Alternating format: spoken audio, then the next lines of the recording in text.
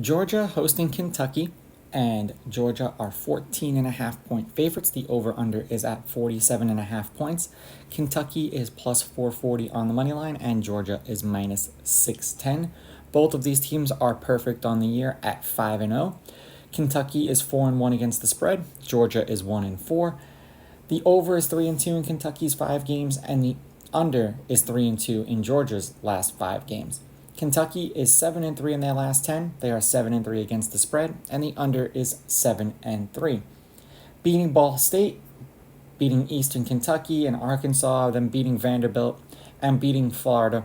Now, that wasn't much of a surprise to me in that one because seemingly the last few years Kentucky has owned Florida, so I wasn't too surprised by that one. Georgia has been a bit of a disappointment for me this year. Not the fact that they're winning, they're just not covering. They're 10-0 in their last 10, 3-7 against the spread in those games, and the over is 6-4 in their last 10. Beating UTM 48-7, Ball State 45-3, South Carolina 24-14, UAB 49-21, and beating Auburn 27-20. The only game that they've covered this year was against Ball State at 41.5 point favorites. All the other games they did not cover.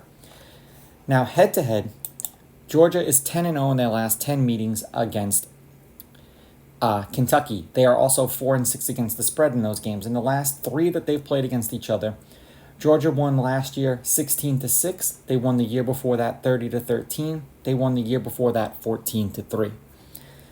And the under is 6-4 in their last 10. This Kentucky team is much better. I don't think that this is going to be a very high-scoring game. I do think that Georgia will win. I just don't think they're going to cover.